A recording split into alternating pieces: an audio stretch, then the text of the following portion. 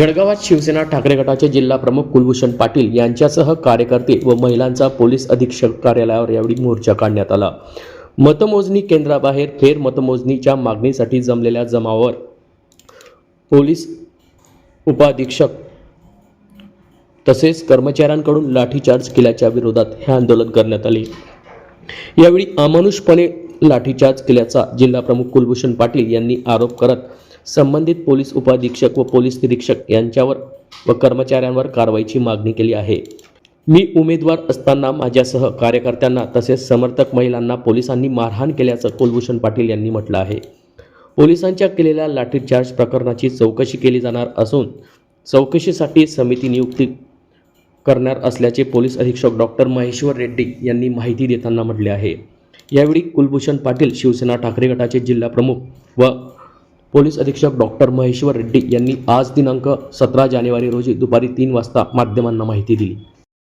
Police अधीक्षक महेश्वर रेड्डी यांच्या कार्यालयात यावेळी शिवसेना ठाकरे गटाचे जिल्हा प्रमुख कुलभूषण पाटील यांच्यासह पदाधिकाऱ्यांनी निवेदन दिले आहे।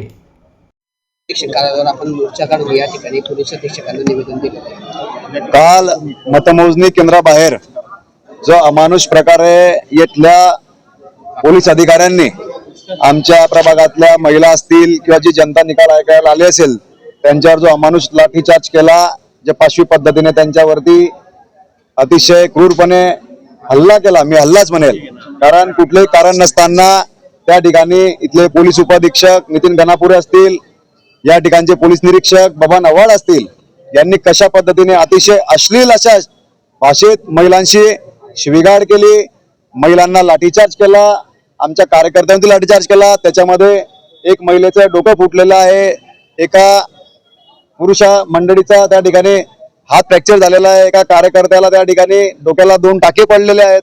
अशा पद्धतीने अमानुष मारहाण त्या ठिकाणी आपण सर्व पत्रकारांच्या माध्यमातून पाहिलं, त्याचे सर्व व्हिडिओ फुटेज पूर्ण जळगाव शहरामध्ये प्रत्येकाच्या मोबाईलमध्ये फिरत आहे।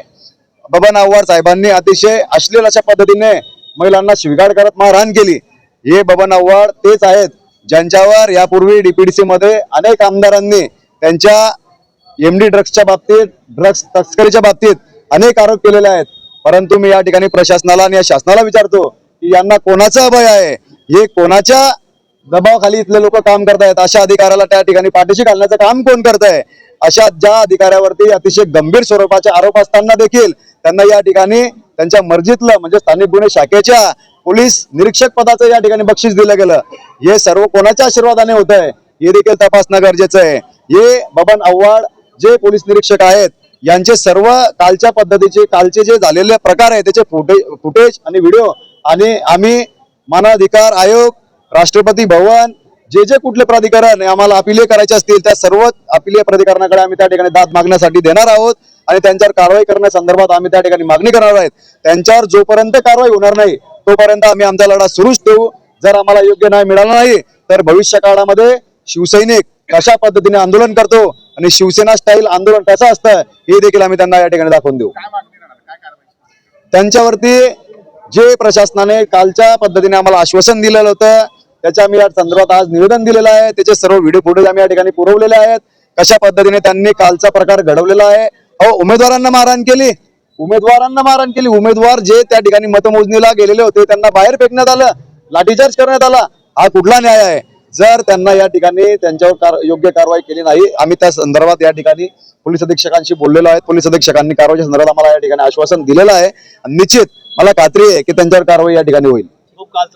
2 महिलांना त्या ठिकाणी लाठीचार्ज मध्ये 2 महिला जखमी झाल्या आहेत, तर त्या पोलीस अधिकाऱ्यांवर कारवाई करण्याची मागणी त्यांनी केली आहे। जे काही मागणी केले असतील त्यांना ॲडिशनल SP चाळीसगावकडं एन्क्वायरी देण्यात आलेलं आहे। मग एन्क्वायरीमध्ये जे निष्पन्न होईल त्या पद्धतीने आम्ही कारवाई करू। जळगाव ॲडिशनल SP असल्यानंतर चाळीसगाव वर्ग काय करणार? त्यांनी स्वतः तिथं उपस्थित होता बंदोबस्तामध्ये, त्यांना इम्पार्शल वाटलं पाहिजे त्याच्यासाठी आम्ही चाळीसगावकडे देण्यात आलेलं आहे। त्यांनी असं मोगम पद्धतीनं आरोप केलेला आहे, मग त्यामध्ये कोणाचा काही दोष असेल त्यामध्ये त्या अनुषंगाने त्यांना कारवाई पुढे होईल।